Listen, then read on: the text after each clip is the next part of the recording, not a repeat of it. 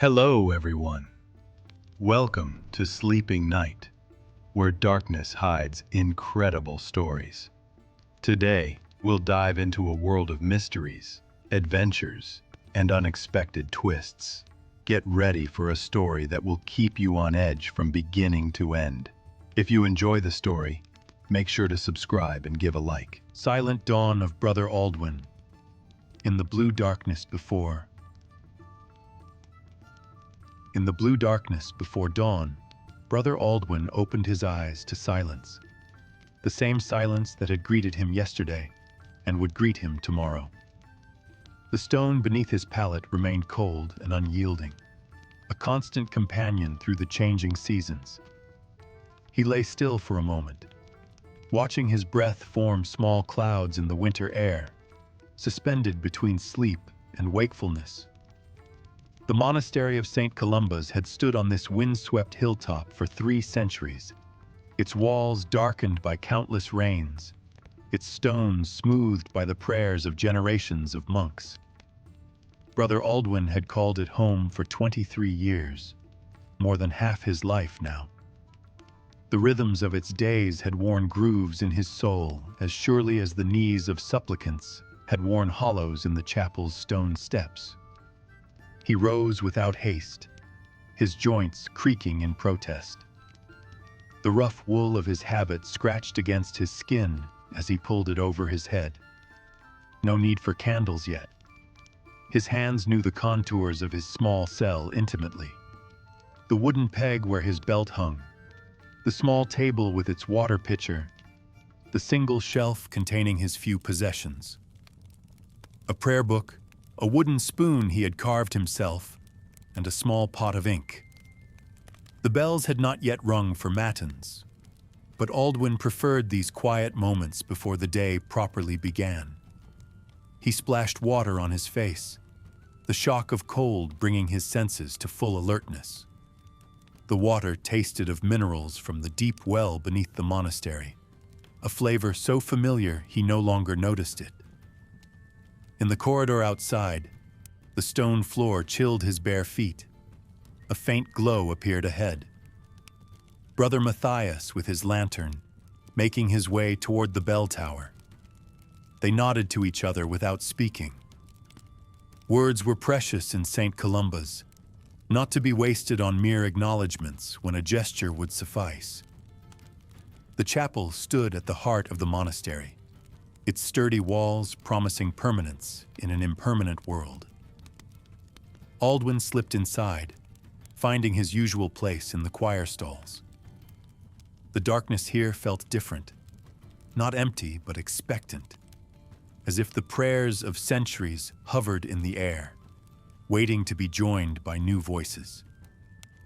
He knelt on the hard wood, the familiar ache in his knees a form of prayer itself. Outside, the first bell began to toll, its bronze voice reaching across the valley, calling the brothers to worship. One by one, shadowy figures entered the chapel, each finding his place in the dim light. No one spoke. No one needed to. The abbot entered last, his steps measured and deliberate. At his nod, the brothers began to chant the first psalm of the day, their voices blending in the ancient words. Aldwin's own voice, neither strong nor particularly melodious, disappeared into the collective sound that rose toward the vaulted ceiling. Domine, labia mea aperis, they sang. O Lord, open my lips. The Latin felt smooth on his tongue after so many years, the syllables rolling together like stones worn smooth by a river. Aldwin had learned these words as a young man, stumbling over their pronunciation, but now they flowed as naturally as breathing. The chapel filled with the warmth of bodies and breath, though the stone walls remained cold to the touch. Aldwin's fingers traced the worn wood of the choir stall where countless hands had rested before his. He could feel the slight depressions left by other monks, other prayers, other dawns just like this one. The chanting continued, verse following verse in the eternal rhythm. Aldwin's mind settled into the familiar patterns, his thoughts growing quiet. This was the first gift of monastic life, the way prayer could empty the mind of its daily concerns, leaving only the present moment. The sound of Brother Thomas's slight wheeze 2 stalls over, the scent of beeswax candles beginning to burn, the gradual lightening of the darkness as dawn crept closer. When matins ended, the brothers filed out as silently as they had entered. Aldwin remained kneeling for a few moments longer, watching the candle flames dance in their holders. The wax pooled slowly, drop by drop, marking time in its own ancient way. The refectory beckoned next, though breakfast would be simple fare. Bread, perhaps a bit of cheese if the stores allowed. Weak ale to warm the body. Aldwin's stomach reminded him of its presence with a gentle growl. But hunger was an old companion too, no more troublesome than the cold or the hard surfaces that shaped his days. He rose slowly, feeling the stiffness in his back from the long period of kneeling. Brother Matthias waited near the chapel door, the lantern now extinguished but still carried out of habit.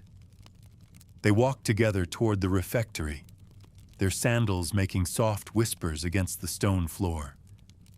The dining hall held the same expectant quiet as the chapel, though here the silence served a different purpose. The rule of Saint Benedict called for reflection during meals, time to contemplate the gifts of sustenance while nourishing the body. Aldwin took his place at the long wooden table, the surface scarred by decades of use but scrubbed clean each evening.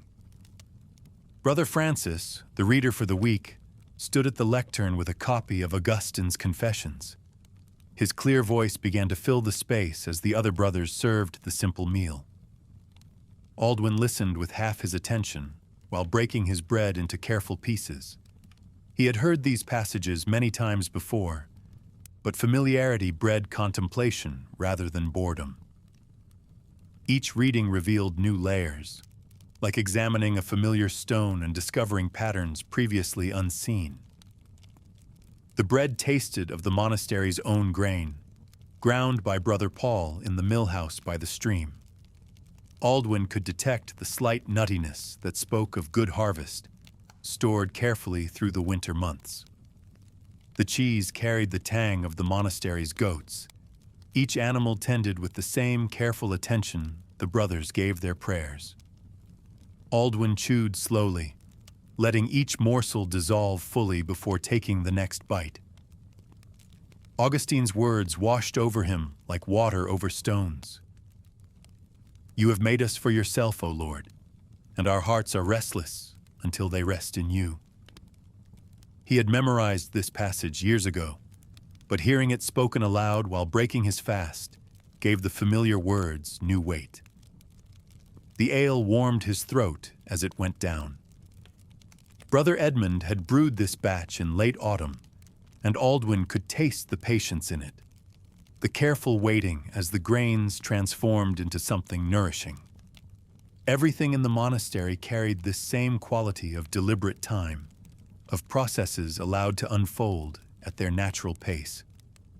When the meal ended, the brothers dispersed to their morning labors. Aldwin's feet carried him automatically toward the scriptorium, where he spent most of his daylight hours bent over parchment and ink. The copying of sacred texts had become his particular calling, though he had not chosen it so much as grown into it, the way a tree grows toward available light. The scriptorium occupied the monastery's southern wall, positioned to catch the best of the winter sun. Brother Aldwin pushed open the heavy wooden door and stepped into the familiar scent of parchment, ink, and the faint mustiness of old books. 3 other brothers already sat at their writing desks, their heads bowed over their work in attitudes of deep concentration. Brother Jerome looked up briefly and nodded. His fingers were permanently stained with ink, the mark of 30 years spent in careful transcription. Aldwin took his place at the desk by the easternmost window, where the morning light would serve him best. The manuscript he had been working on for the past month lay exactly where he had left it the evening before. A copy of the Gospel of Matthew, each letter formed with painstaking care. He prepared his materials with the same ritual precision he brought to prayer. The reed pen needed sharpening. He drew his small knife across its tip until it held the proper angle. The ink pot required stirring. The components had separated slightly overnight. He tested the consistency on a scrap of parchment, adjusting with a few drops of water until the flow satisfied him. The parchment itself demanded respect. Each sheet had come from the monastery's own flocks, the skins prepared by Brother William in the tanning shed beside the vegetable gardens. Aldwin could see faint traces of the animal's life in the surface, tiny scars, variations in thickness that spoke of seasons of grazing on the hillsides. Nothing was wasted in St. Columba's. Even these imperfections became part of the sacred work. The quill scratched softly against the stretched skin of the parchment, each stroke a modest echo through the thick, sun-warmed glass of the scriptorium's southern window. For Brother Aldwin, the sound was an old friend, the steady rasp of the nib, the faint susurration of parchment beneath, the click of the penknife as it trimmed a new reed. His senses had come to know these vibrations as the world itself, the faint, ever-present chemical tang of iron gall and lampblack, the tick of far-off sparrows nesting under the eaves, the slow dilation of sunlight from pink peach dawn to bright, blinding noon and back again. Light defined the tempo of his labors, and as it crept across the narrow window, it cast his hunched form in a shifting diorama. First, a long silhouette that reached across the table like a penance, then a compact shadow gathered neatly at his back as the morning matured. In the decades of his vocation, Aldwin had settled into the lines of his work the way a river wears its channel. The curve of his spine was a living record of this discipline. He rarely noticed discomfort anymore, though this morning a particular ache had rooted itself between his shoulder blades, a dull, persistent knot that tightened with each careful formation of an uncial M or a spidery F. Sometimes, during the silent hours, he would pause and turn his head, feeling the vertebrae shift and realign, the body negotiating with itself in small increments. He worked steadily, each letter a meditation. Across the parchment, the words of St. Matthew appeared, as though conjured from some hidden well. Liber generationis Jesu Christi Filii David Filii Abraham. The book of the generation. The phrase repeated in his mind, not merely as text, but as a physicality, an inheritance. It was impossible to ignore the sense of continuity, the certainty that he was but one in a long procession of hands, each guiding the next, each ensuring that the sacred words would travel onward, unbroken. Sometimes, when the sun struck his workspace just so, Aldwin would imagine the shadows of other monks resting their hands atop his, not as a burden, but as a benediction, steadying his own aging fingers.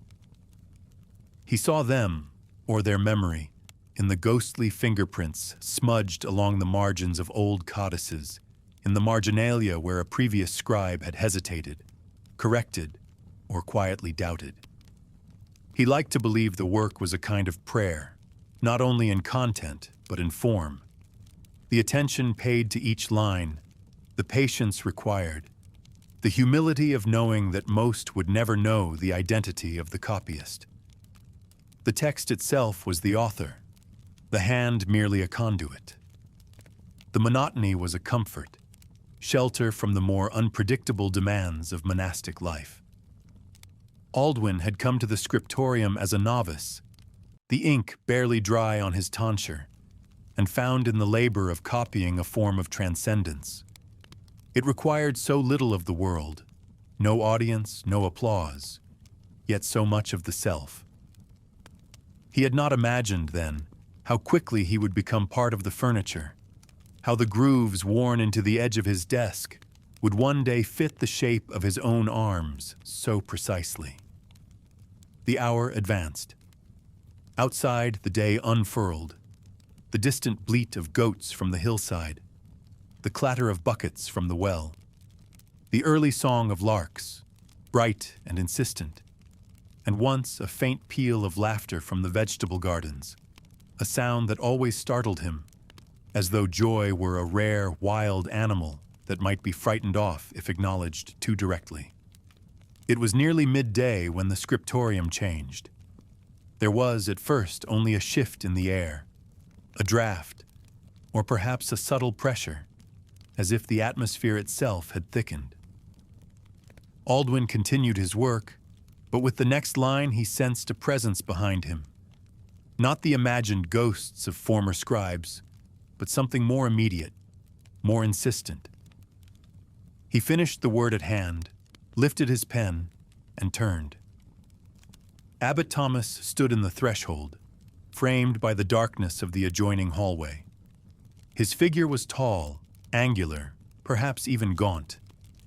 The abbot's face was a study in asceticism, deeply lined, framed by the severe tonsure that left a pale corona around his scalp. In the half-light, his eyes appeared almost black, a trick of the shadow, or perhaps the burden of years. Aldwin remembered when those eyes had sparkled with youthful mischief, but time and leadership had recast them with the gravity of perpetual concern. "Brother Aldwin." The voice was quiet, but held the resonance of command. It was a tone Aldwin would have recognized even if deaf, so deeply had it marked the rhythms of their days. He set his quill gently in its rest, wiped his fingertips on the linen cloth that lay folded to his right, always folded, always freshly laundered, another small testament to the orderliness of their lives, and looked up. "Father Abbot," he replied, bowing his head with the automatic deference of 20 years' repetition. The abbot stepped into the light.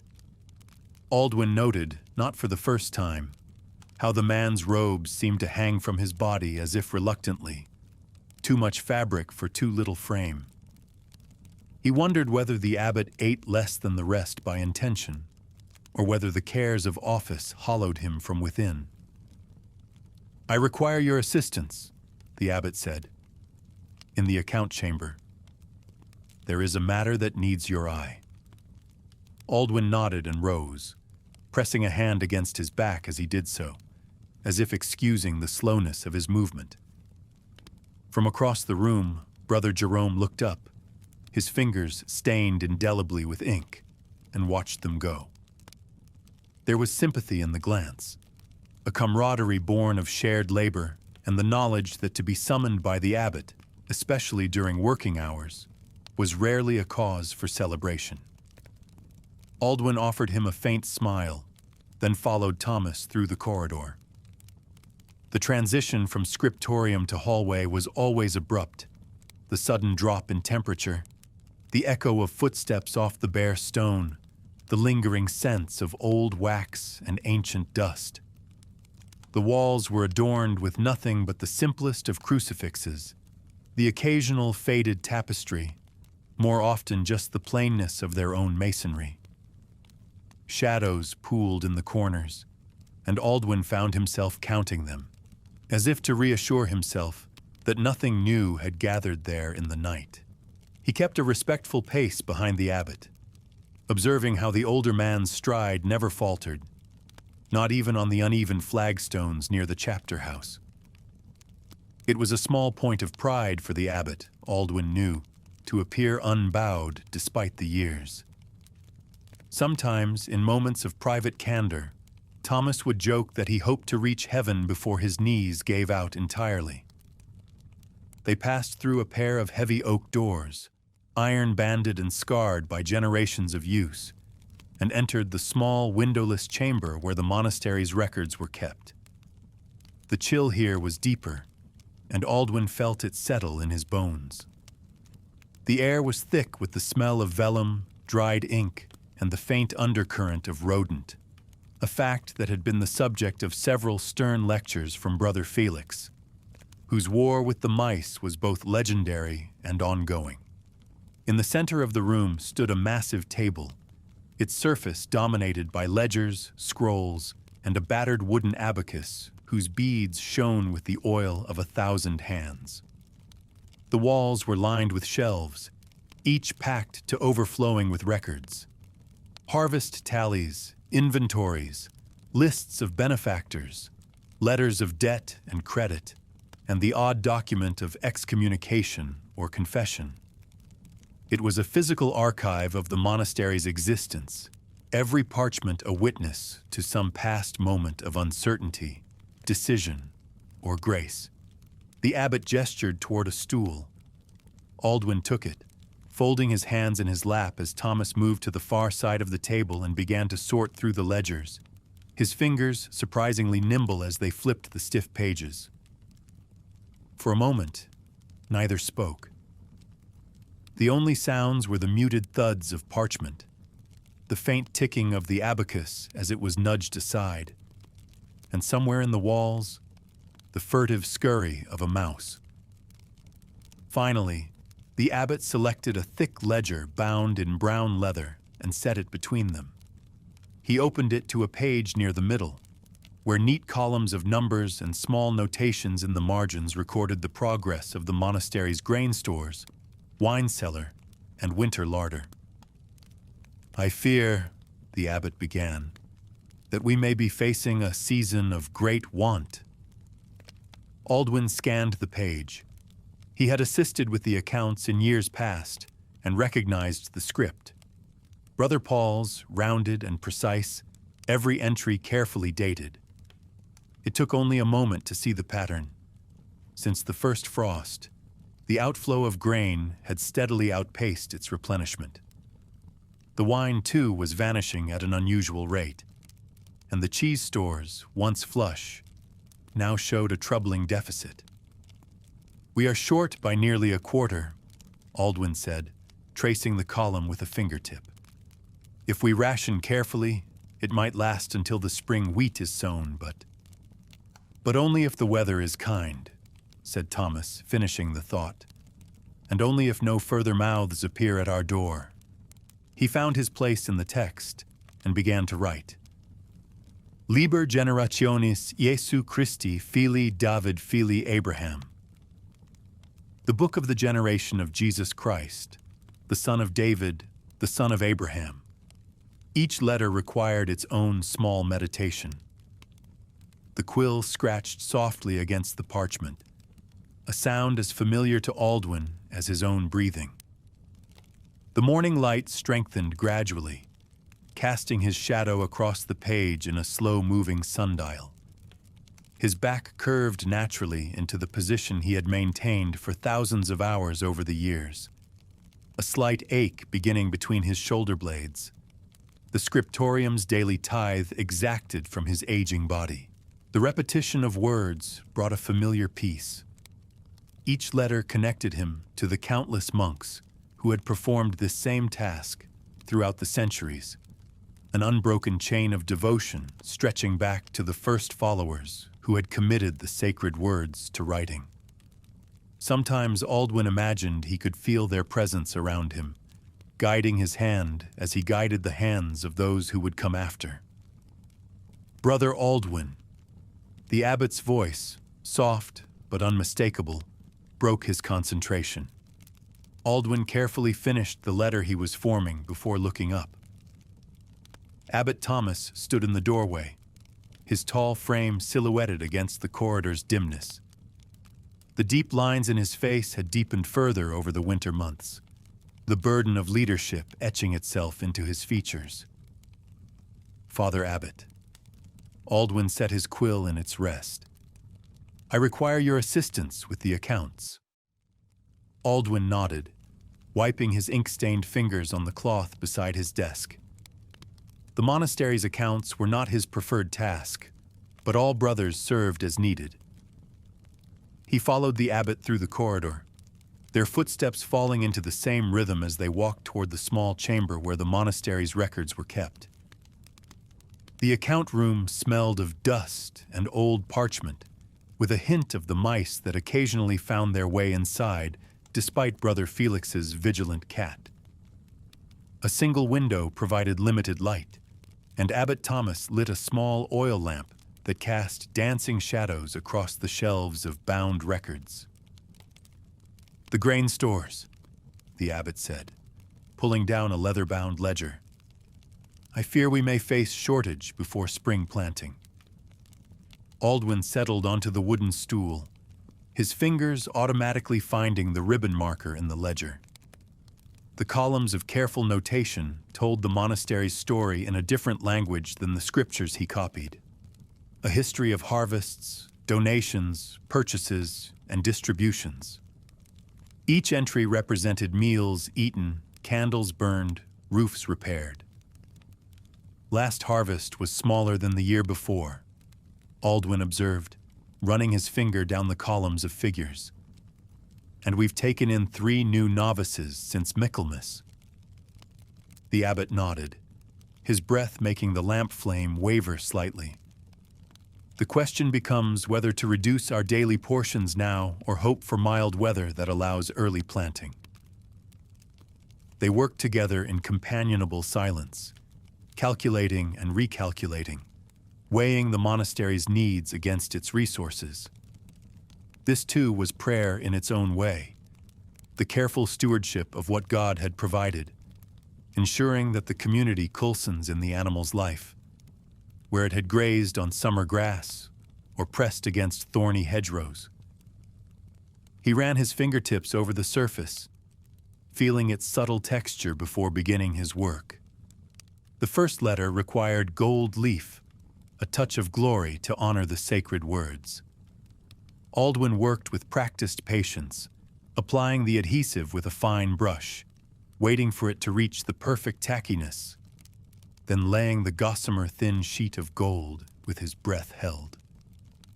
The metal caught the morning light and reflected it back, a small sun on the page. Around him, the scriptorium settled into its own rhythm. Brother Thomas coughed occasionally, a dry sound that spoke of the dampness in his lungs that never quite cleared. Brother Jerome hummed almost inaudibly as he worked, a habit that had once irritated Aldwin but now served as a familiar backdrop to concentration. The scratch of pens on parchment, the occasional rustle of pages being turned, these were the scriptorium's prayers, offered not with lips, but with hands. Aldwin's back began to ache after the first hour, the familiar discomfort of a body bent in devotion. He straightened briefly, rolling his shoulders. Through the narrow window, he could see a corner of the herb garden where Brother Martin worked among the winter-dormant beds, preparing them for spring planting.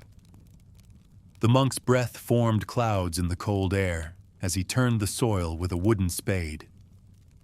Returning to his manuscript, Aldwin traced the outlines of the letter he would illuminate next. The design had come to him during morning prayers, interlaced patterns resembling the knotwork of the stone cross in the monastery courtyard, but with vines and leaves woven through. His hand moved steadily, making decisions that appeared instinctive but were the product of decades of practice. The morning passed in this manner, measured not by hours, but by the progress of his pen across the page, by the shifting angle of sunlight through the window, by the gradual warming of the room as more bodies filled it. Brother Aldwin worked without hurry, each stroke of the pen a meditation in itself. The words he copied had been written centuries before, had been copied by countless scribes before him, and would continue long after his own hands had returned to dust. At midday, the bells called again, summoning the brothers to prayer and the day's main meal. Aldwin cleaned his pen carefully before setting it down, capped the inkpot, and placed a clean cloth over the manuscript, to protect it during his absence. His fingers felt stiff when he straightened them, cramped from hours of precise work. He flexed them gently as he walked toward the chapel, feeling the blood return to their tips. The other brothers converged from their various labors, from the fields and workshops, from the infirmary and the bakery. Their faces showed the particular concentration of men interrupted in tasks that required full attention. Aldwin recognized in them the same slight disorientation he felt when pulled from his.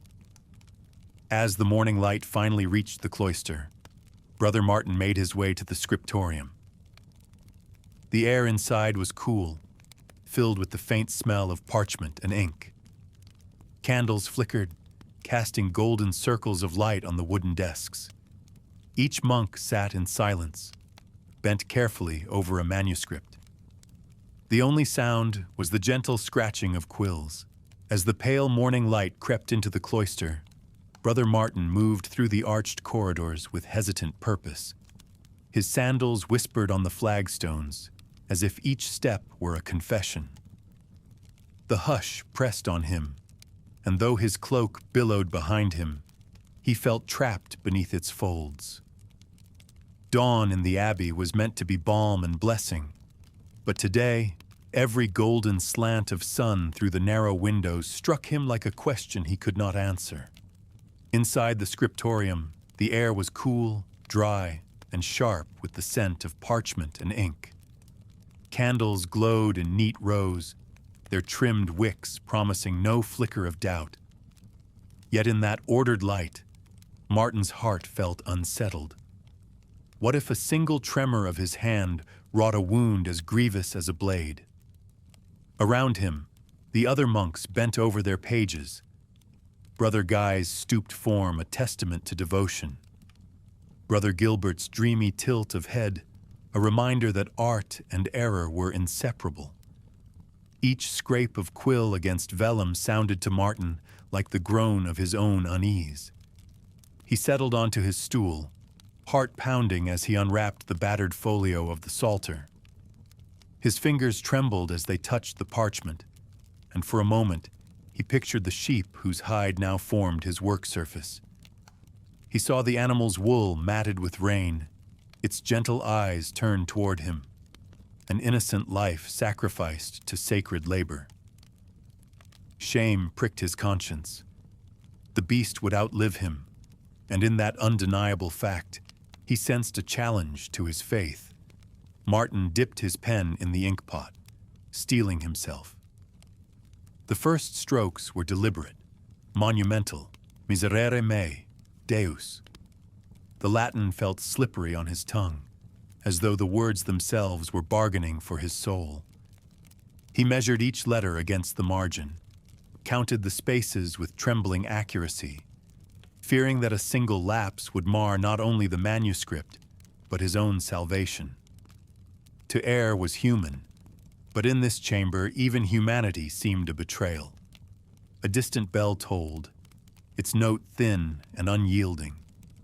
Matins had ended long ago, yet the summons returned like a ghost insistently beating at a closed door. Martin hesitated, torn between the safety of routine and the longing to keep the world confined to the width of his page.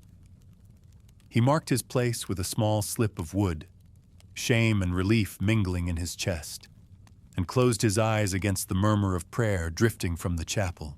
Silence reclaimed the scriptorium, broken only by Brother Felix's broom in the outer corridor and the soft cooing of doves beneath the eaves. Martin opened his eyes to find Gilbert watching him, the younger monk's faint smile threaded with irony. Were they allies in some unspoken rebellion against the passing hours? Martin forced a nod, refusing to let laughter loosen his vow, but his heart thudded at the thought of shared mischief in this fortress of discipline. When the bell for the midday meal rang, Martin rose with the others, every movement fraught. In the refectory, the warmth of the sun banished the early chill, and he felt a flicker of envy for the birds flitting in the tower's silhouette. They, at least, were free of ink and obligation. He leaned forward as the reader intoned Augustine, his mind drifting between hunger and relentless self-reproach. Was obedience enough to atone for the life taken, for each tiny scar on the vellum? Afterward, Martin slipped into the herb garden along the south wall. The spicy breath of rosemary and the faint sweetness of marjoram soothed him, but guilt lurked in every petal. He crushed mint between his fingers, inhaling sharply, striving to blot out the memory of stitched sutras and the sheep's unseeing gaze. Even here, amid buzzing bees and sunlit growth, he felt the weight of his task pressing him back toward cold stone and candlelight. He returned for none to find the scriptorium brighter and the candles extinguished. The next page awaited, a labyrinth of antiphons demanding perfect fidelity to the exemplar. Martin bit his lip, knuckles white as he raised the quill. Each letter threatened to unmask his fear, every slip a wound not only in ink but in spirit. Then came a sudden clatter. Brother Jerome's sleeve had swept into an inkpot, and dark stains bloomed across his robe and manuscript. For a heartbeat, the room froze, order undone. Then Old Guy's dry wheeze of laughter broke the tension, spreading to Martin and Gilbert until all three trembled in silent mirth. Jerome, cheeks pink with mortification, shrugged and dabbed at the spill. The laughter faded, leaving behind a fragile lightness that felt almost illicit in this sanctified hush. As the sun dipped low, the bell summoned them to vespers. The chapel's drafty stones glowed with memory and expectation. Within its walls, Martin sensed both comfort and dread. The plainchant rose in him like tide and undertow. The words he had written and the melodies he had heard merging into something vast and unknowable. He sang with eyes closed, caught between conviction and doubt, each note a question without an answer. The service ended, and they filed out into the cool dusk. The sky, streaked with rose and slate, felt too grand for his small, anxious heart. He watched the birds wheel above the tower, envying their untroubled flight, even as he knew his calling would never release him from this slow, exacting devotion. Torn between fear and faith, Brother Martin stepped back into the cloister, the hush enfolding him once more as both sanctuary and trial. Late in the afternoon, while the sun hung low and red behind a scrim of bare black branches, Brother Martin sat hunched over his work table, painstakingly applying gold leaf to the margin of Psalm 22.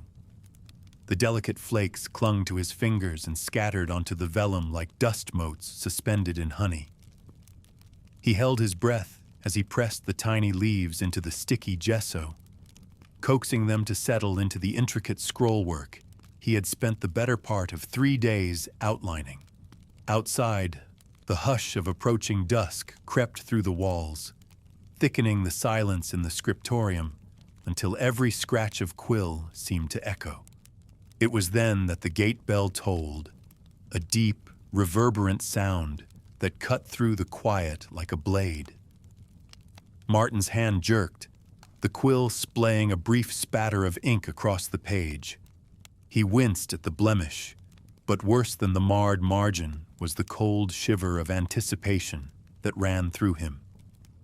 In winter, visitors were rare, the roads treacherous, the weather hostile, and the monastery a world unto itself. The brothers glanced up from their desks, faces pale in the waning light, and exchanged a flurry of silent looks. Even Brother Guy, who rarely deigned to acknowledge anything outside his own reverie, lifted his head and frowned toward the north wall. A novice, Edmund, hurried from the scriptorium, his steps betraying both eagerness and fear.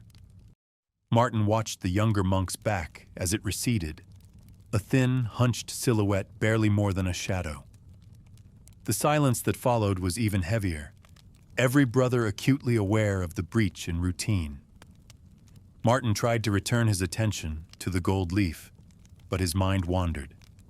He traced the minuscule veins of a painted grapevine and pretended not to listen for footsteps in the hall.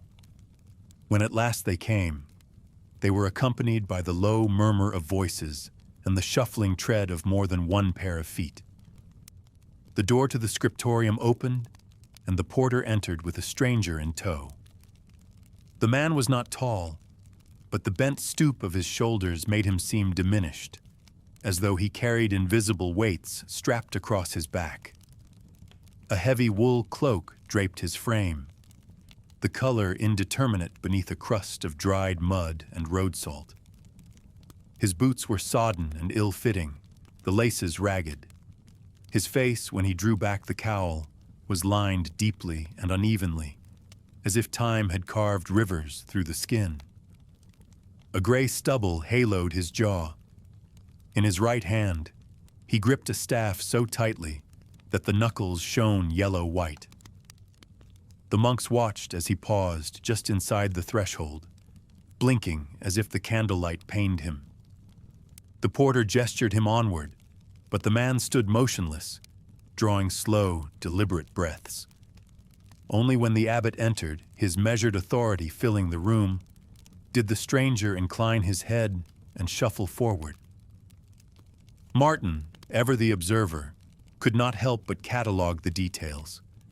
The way the stranger's left foot dragged slightly after the right, the flecks of dried blood on his lower lip, the faint but unmistakable stink of fear and exhaustion that hovered about him.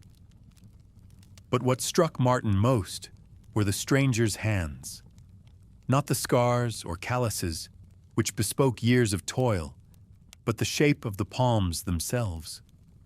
Broad and square, with stubby fingers and nails chewed to the quick. They were not the hands of a merchant, nor a knight, nor a priest. They were the hands of a mason or a gravedigger.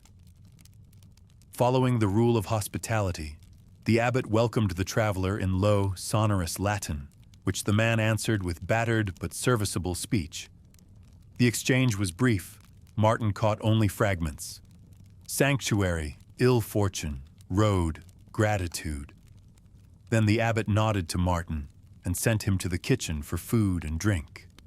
In the warmth of the kitchen, Martin ladled steaming lentil broth into a wooden bowl, tore a hunk of coarse rye bread from the morning's loaf, and placed a wedge of hard, pale cheese beside it. He balanced the tray on his forearms, careful not to spill, and returned to find the man waiting in the guest hall, seated awkwardly on the edge of a wooden bench. The abbot had departed, leaving a silence that felt almost challenging in its emptiness. When Martin set the tray before him, the stranger hesitated. He stared at the bowl as if struggling to recall a forgotten ritual, then uttered a soft word of thanks and bowed his head in prayer. Martin lingered nearby, uncertain whether to stay or withdraw. He found himself hoping, irrationally, that the man would speak. But the stranger ate in silence, spooning the broth with careful, almost ceremonial movements, never once lifting his eyes. It was only when he reached for the bread that his hand trembled. Martin, startled by the sudden vulnerability, looked away and pretended to be absorbed in the geometric pattern of the tiled floor. He watched, all the same, as the stranger's hunger overcame his reticence, and he devoured the meal with the practiced speed of a man long acquainted with deprivation. Afterward, the man rose and thanked Martin again, this time in a whisper. He made as if to leave, but before he reached the door, his knees buckled and he slumped against the wall. Martin darted forward, catching the man beneath the arms and easing him to the floor. A faint, bitter odor of sweat and fever clung to the traveler's body. Martin felt the heat radiating through the heavy cloak and realized with a jolt that the man was ill. Martin called for help. Brother Gilbert arrived first, followed by the abbot and the infirmarian. Together, they lifted the man and half carried, half dragged him to the small infirmary near the eastern tower. The stranger muttered and thrashed weakly, but his protests were incoherent.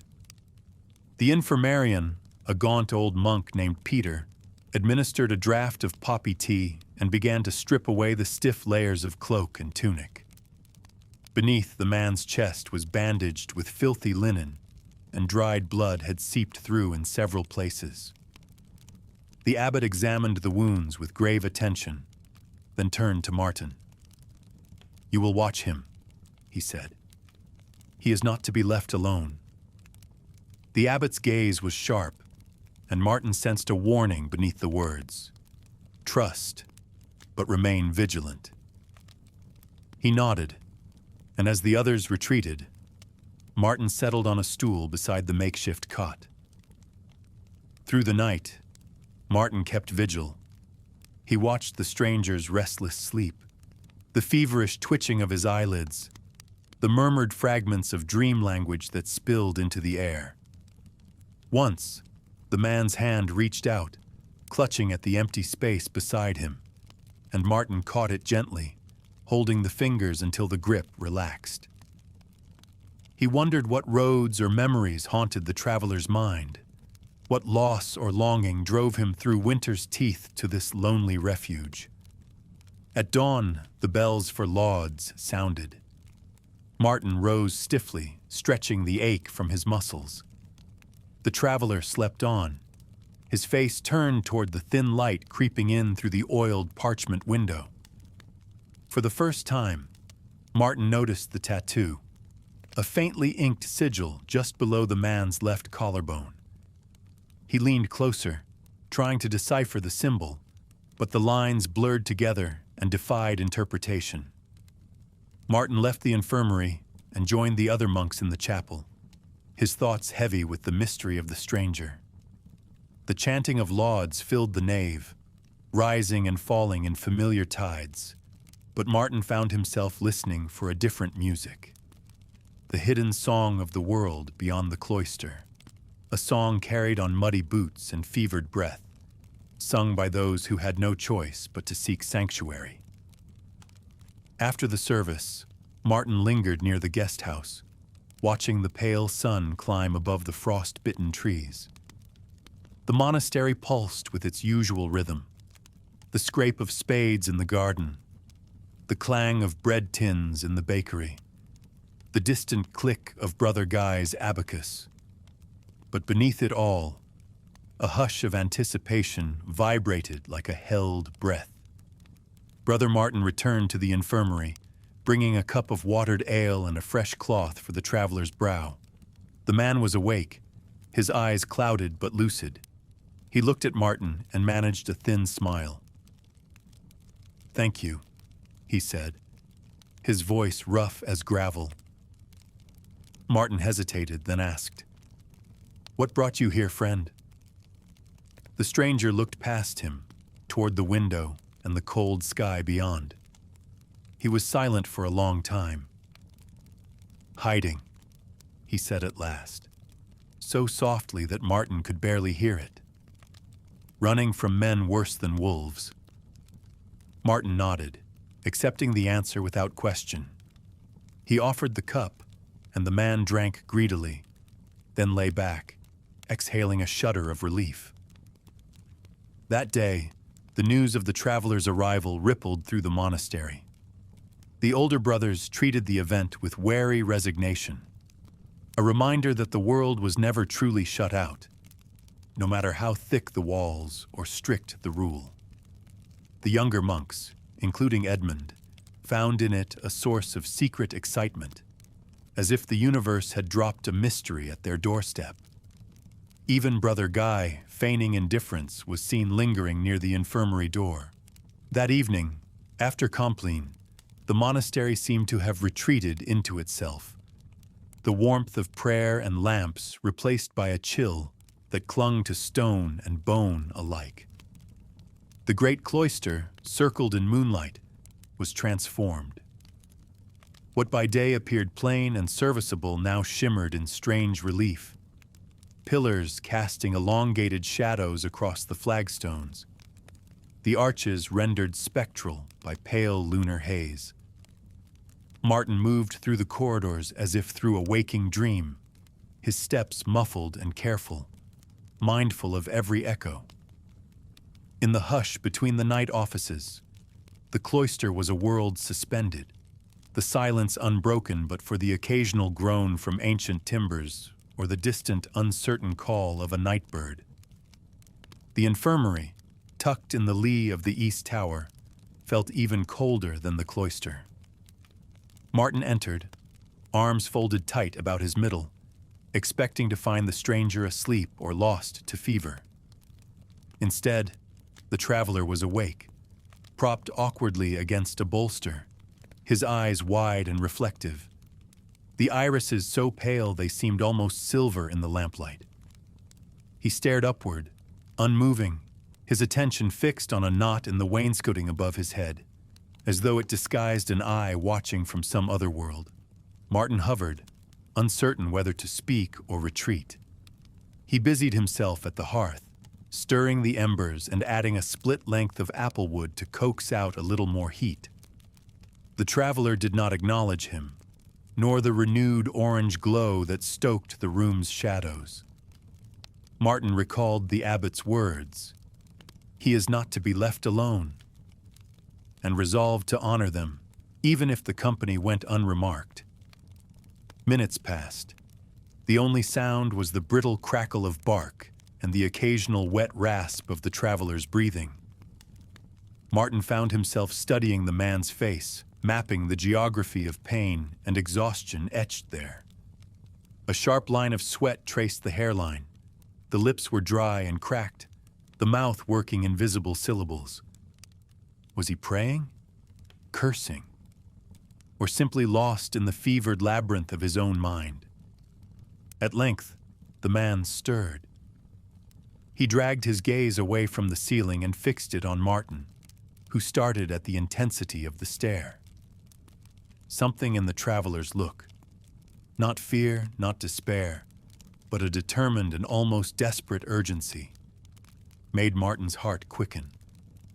"I need water," the man whispered, voice shredded. Martin hurried to pour a cup from the earthen jug, holding it to the man's lips.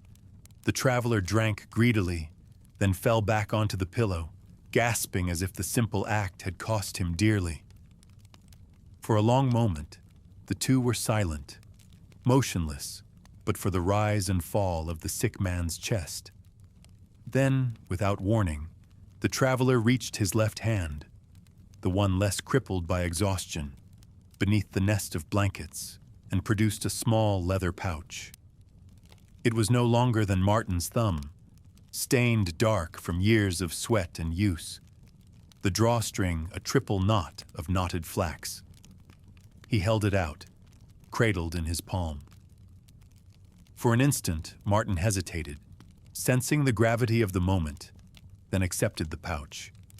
It was lighter than he expected, and yet holding it, he felt an unaccountable heaviness, as though the little sack were stuffed with the world's disquiet.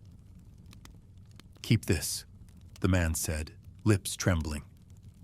His voice had steadied, but the urgency had grown sharper, sharper even than the smell of fever sweat that now filled the room.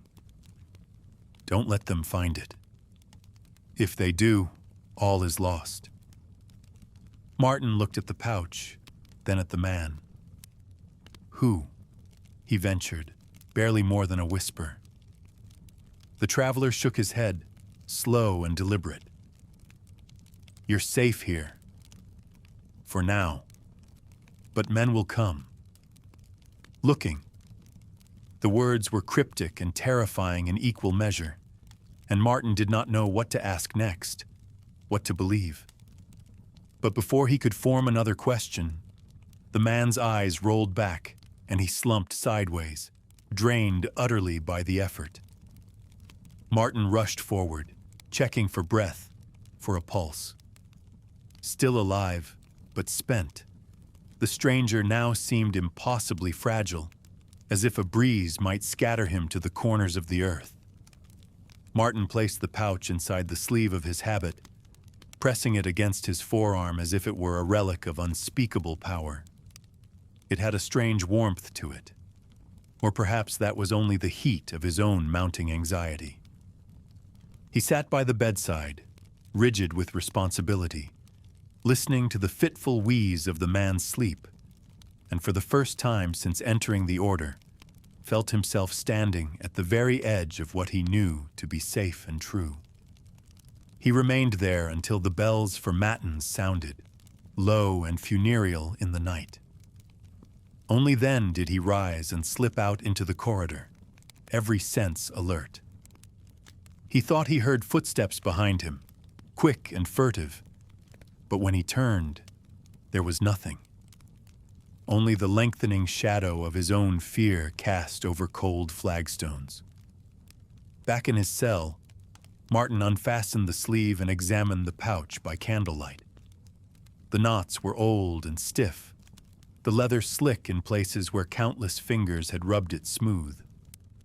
Twice he almost opened it, but both times he stopped, struck by the conviction that to look inside would be to court disaster, or at least to violate the unspoken trust of the dying man. He returned the pouch to its hiding place, heart pounding. The hours until dawn were slow and sleepless. Martin lay on his pallet, eyes wide, ears keen to every shift in the darkness. The distant crash of a falling branch, the shrill whimper of wind through a broken pane. He imagined the footsteps again, louder this time. Not the shuffle of a monk's sandals, but the heavy stride of a stranger, approaching, always approaching. He thought of the tattoo on the man's breast, the blurred lines that seemed to shift and writhe in memory, and wondered what mark of damnation or allegiance had been inked into that weathered flesh. By the time the sky paled to the color of bruised milk, Martin had convinced himself that the pouch was no ordinary keepsake. It was a key, or a curse, or the last letter of a dying language that only the desperate could read. He rehearsed the possible questions the abbot would ask, the possible lies he might tell, and wondered which would damn him more in the eyes of God, to betray his guest or to betray his brethren. He rose before the bell, and after a hasty wash, returned to the infirmary. The stranger had not moved. His breathing was shallow, but regular. Martin touched the man's shoulder, half expecting him to wake and demand the pouch back, or explain what nightmares clung to its contents. Instead, the traveler merely murmured something in a tongue Martin could not decipher and pulled his blanket higher, lost again in fever dreams.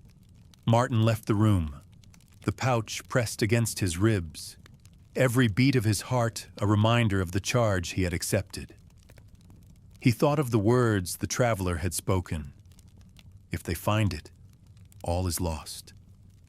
And wondered how soon they would arrive, and whether anything could truly be kept hidden in a place built on prayer and mutual trust. Somewhere deep in the monastery, a bell tolled the hour, and the sound seemed to Martin both reassuring and ominous. The night stretched long before him, filled with questions he dared not ask. The faint light of dawn filtered through the windows, casting long shadows across the infirmary.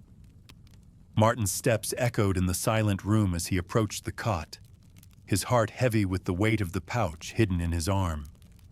But as he gently touched the traveler's shoulder, he felt only the cold, lifeless weight of death. The room seemed colder than the corridor outside, the air thick with an ominous silence. And as Martin's eyes fell upon the bruises around the traveler's throat, he knew that someone had silenced him in the night. The pouch in his sleeve suddenly felt like a burden, a secret that could mean the difference between life and death. And as the sun began to rise, the true weight of his charge settled upon him. Sleep did not come for Martin that night. He lay on his cot, the coarse woolen blanket pulled to his chin, yet he could not stop shivering, not from the cold, but from the memory of the bruises and the way the stranger's mouth had frozen in mid-utterance, as if he had died with words still lined up on his tongue. Martin replayed the hours between matins and dawn, searching for sounds he might have missed. A step on the flagstone, the creak of an unlatched door, a whisper that did not belong to the wind. The monastery was a fortress in theory, but in practice its doors were often left unbarred, and many of the brothers wandered at will through the night, tending to candles, books, or the restless dead. Anyone could have entered the infirmary and done what Martin dared not describe. He rose before daybreak, the pouch pressed like a tumor under his habit. In the chill of the washroom, he scrubbed his hands until the skin tightened and stung, half expecting to find them marked or stained.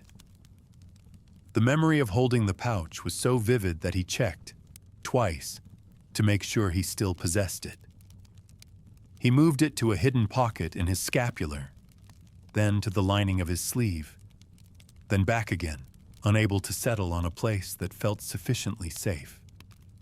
When the bell for prime sounded, Martin was already waiting in the cloister, watching the sun bleed into the sky. The brothers filed past him in silence, their faces pinched with sleep or sorrow. He could not tell which. The death had spread through the monastery like a shock of cold water, and even the steadiest among them seemed unmoored. Martin's duties that morning were predictable. He was to report the travelers passing to the abbot, clean the infirmary, and ensure the body was prepared for burial. He resolved to say nothing of the pouch. The secret felt less like a possession than a contagion, and he wanted no part in its further transmission. The abbot received the news with a grave nod, as if he had expected it all along. "You did what you could, Brother Martin," he said, his voice soft but unyielding. "Some souls cannot be saved." Martin bowed his head, grateful for the absolution. But as he turned to go, the abbot added, "Brother Guy found footprints in the snow outside the east wing. I would like you to help him with his inquiries. There may be consequences if the authorities are involved." Martin understood. The last thing the abbot wanted was scandal, or worse, the intervention of the local lord. He agreed to assist and left the office with a knot in his stomach, feeling the pouch grow heavier with each step. The investigation was perfunctory but unsettling. Brother Guy led him from one end of the grounds to the other, pointing out scuffed prints, bent branches, a smear of what could have been blood or simply rust. The tracks led nowhere and everywhere. After an hour, Guy declared the matter inconclusive and advised Martin to hold his tongue. "Best to let the dead rest," he said, fixing Martin with a look that was both warning and comfort. But the dead did not rest. That night, Martin dreamed of the traveler, awake and whole, his chest bare and the tattoo writhing like a live thing. In the dream, the stranger reached for Martin, not with gratitude but with accusation. Martin awoke with a start, sweat slick and gasping, the pouch hot against his skin. By the third day, a brittle peace returned to the monastery. The traveler's body had been interred in the pauper's field, marked only by a stone. The brothers resumed their routines, copying manuscripts, tending the gardens, hauling buckets of icy water from the well. Martin did his best to blend in, though his nerves were frayed and his thoughts tangled. He avoided conversation, especially with the younger monks, whose curiosity was sharper than their manners. He heard them whispering about the death and the abbot's careful handling of it. Some seemed disappointed that the mystery had ended so quickly. It was on the 5th day, while Martin was scraping candle wax from the steps of the chapel, that a new arrival appeared at the gate. He came on foot, hunched against the wind, a shapeless figure in a patched cloak. He carried no possessions save for a walking stick, a gnarled thing that seemed less a tool than a weapon. Martin watched from a distance as the guest exchanged words with Brother Felix, the porter, who promptly summoned the abbot. The stranger was admitted as a guest, though not with the usual warmth. He kept to himself, eating in silence at the far end of the refectory. He wore his hood up at all times, even indoors. The brothers gave him wide berth, perhaps because of his unkempt appearance, or perhaps because he seemed to radiate a low, constant menace, as if even the air around him was wary of being touched. Martin tried to convince himself that the newcomer was unrelated to the traveler's death. Yet whenever he saw the man, he was reminded of the warning. Don't let them find it. If they do, all is lost. He redoubled his efforts to hide the pouch, even going so far as to sew a false lining in his habit. The task was clumsy and nearly cost him a finger, but when it was finished, he felt a fleeting surge of triumph. He watched the stranger for any sign of interest, but the man's gaze was fixed always on the floor, or sometimes on the flicker of candlelight, as if he were reading secrets in the shadows. The atmosphere in the monastery soured. Brothers who had once spoken freely now eyed each other with suspicion. Meals became quiet, almost funereal.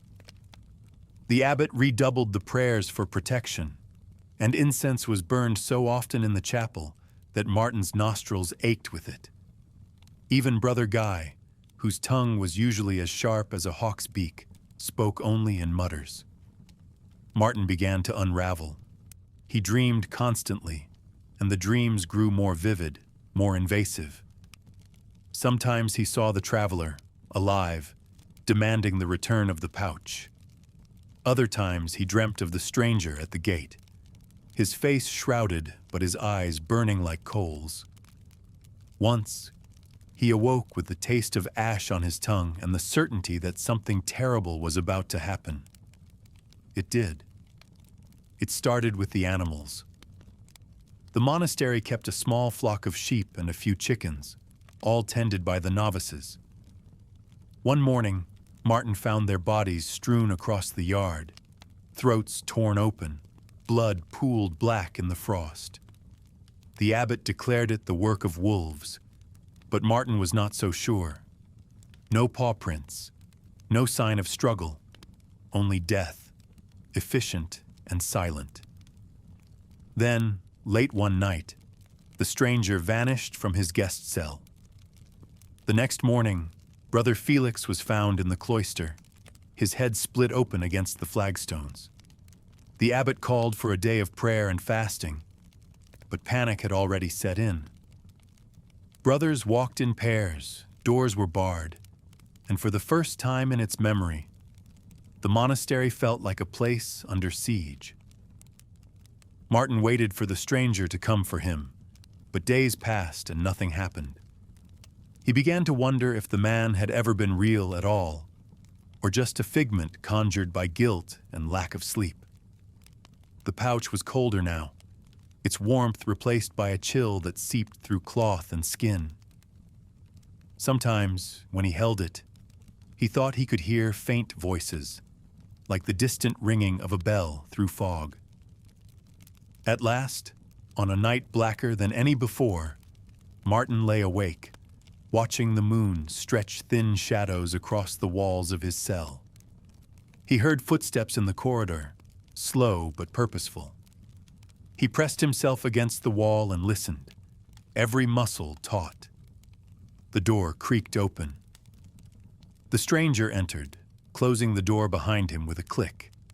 He did not speak, but advanced with the relentless quiet of a man who had done this many times before. Martin's heart threatened to burst from his chest.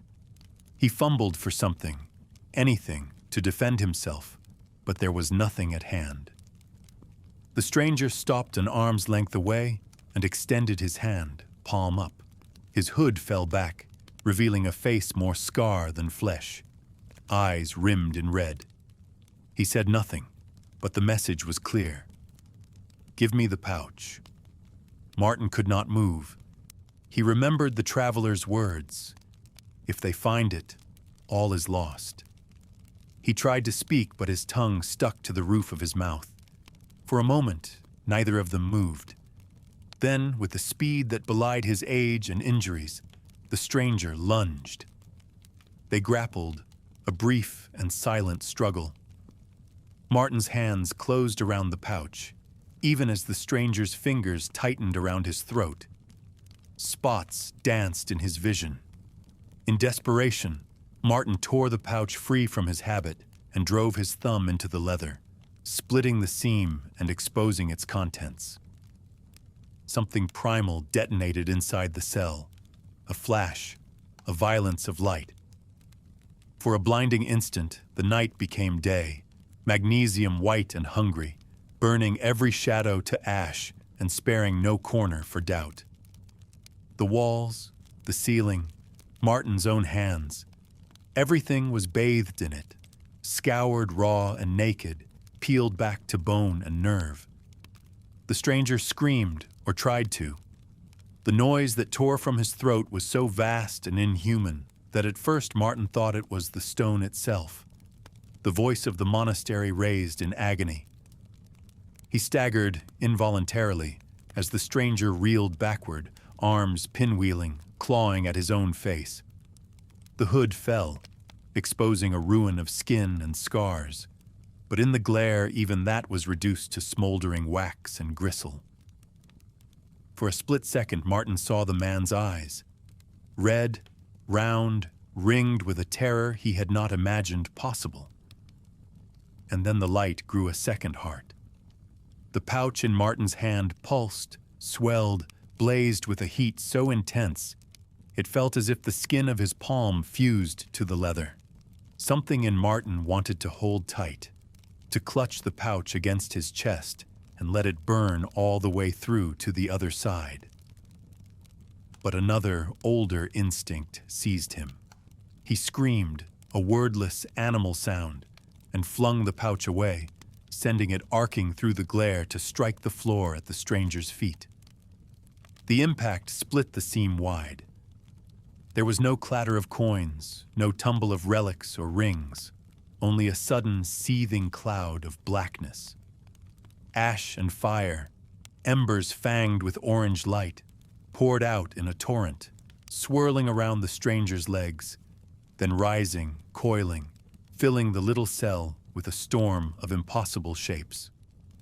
Martin, still blinded, saw them as after-images against the burning dark. Faces twisted in anguish, mouths open and howling.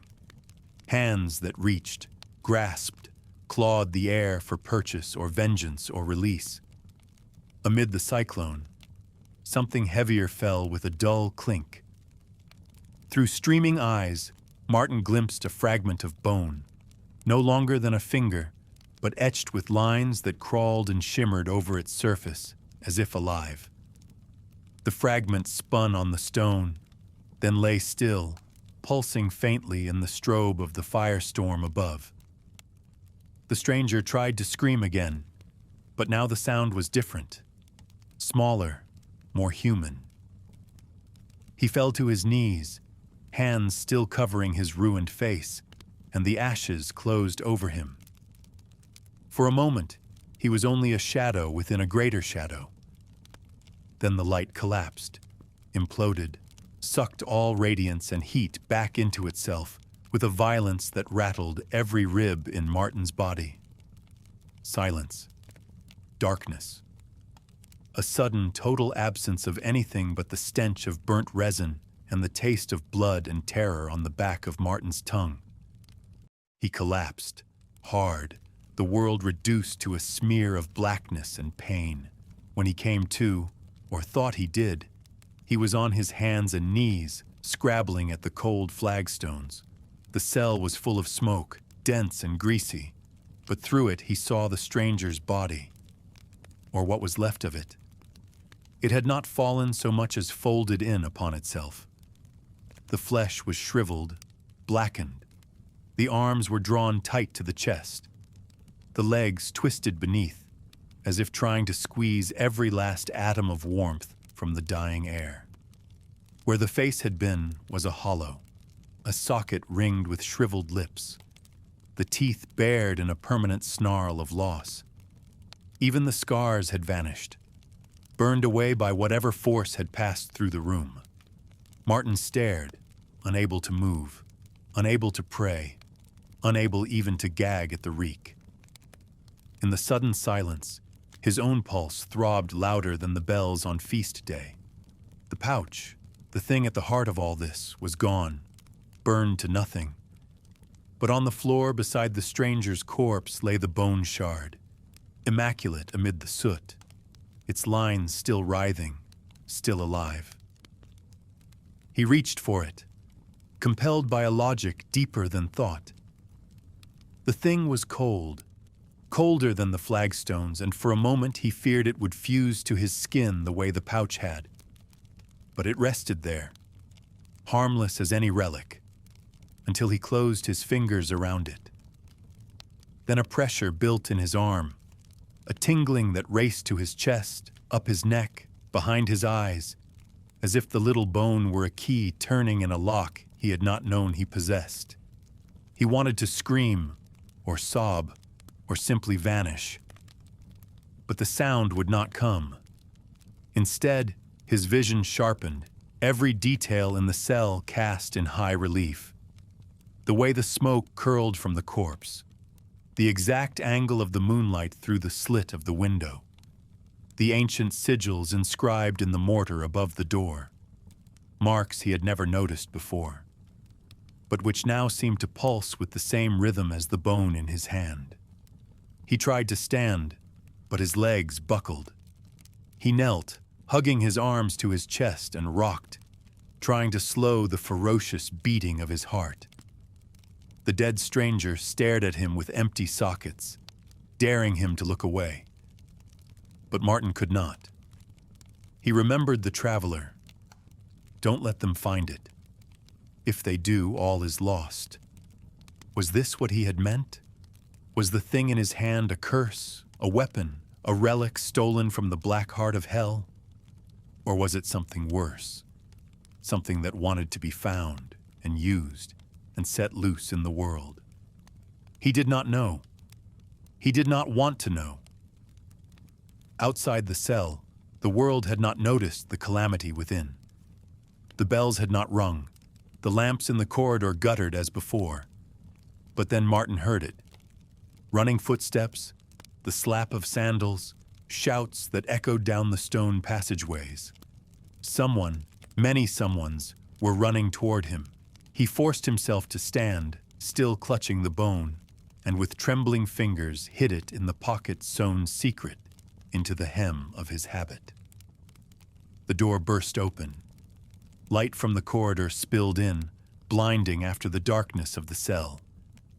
Brother Guy stood in the doorway, lantern held high, his face pale as tallow. Other brothers crowded behind him, their eyes wide, their mouths open in horror at the sight of the corpse slumped on the floor. "What happened?" Guy barked, not bothering to cross himself. His gaze flicked from Martin to the corpse and back again, already measuring guilt and innocence. Martin tried to answer, but every word was caught in his throat, a clot of fear and smoke and exhausted adrenaline. Someone else pushed forward, a novice perhaps, or a brother from the scriptorium, his hands still stained with ink. He crossed himself furiously, eyes locked on the blackened corpse. The other monks spilled into the cell, pressing against the walls, murmuring prayers, some dropping to their knees in terror or awe. The reek of burned flesh and scorched hair filled the room, thick enough to choke. Brother Guy stepped closer, swinging the lantern in a slow arc over the corpse. The flame flickered, casting wild shadows that made the dead man seem to twitch, to shift, to reach. "Who is he?" Guy demanded, voice flat and hard. Martin found his tongue. The traveler's companion," he croaked, unsure if that was true. The words came out brittle, almost lost in the rising babble of voices. The abbot arrived, his face white in the lantern light, lips pressed to a thin line. He surveyed the scene with a grim composure, then fixed Martin with a stare equal parts accusation and plea. "Explain," he said simply. Martin shook his head. "He attacked me. There was," he faltered, searching for a word that would make sense of what had happened. "A light. The pouch." He gestured to the scorched patch on the floor, where nothing remained but a fine dust and the faint impression of where the bone had lain. The monks whispered, some in Latin, some in the coarse French of the countryside. Words filtered to Martin's ears. Heresy, witchcraft, miracle. The abbot silenced them with a raised hand, then knelt by the corpse, probing gently at the flesh with a stick. The blackened skin flaked away. Beneath it, the bones gleamed, white and clean, as if centuries had passed in the space of a breath. Brother Guy turned to the abbot. "There's no sign of fire. No candle, no oil. Nothing that could have..." He broke off, staring at Martin. The abbot straightened, hands dusted with ash. "The body will be buried at once," he said. "No record of this is to leave these walls." His gaze lingered on Martin. "You will report to me at dawn." Martin nodded, unable to argue, unable to do anything but clutch the secret of the bone tighter. He wanted to ask what would become of him, what would become of any of them. But the abbot was already ushering the brothers from the room, barking orders to clean, to pray, to forget.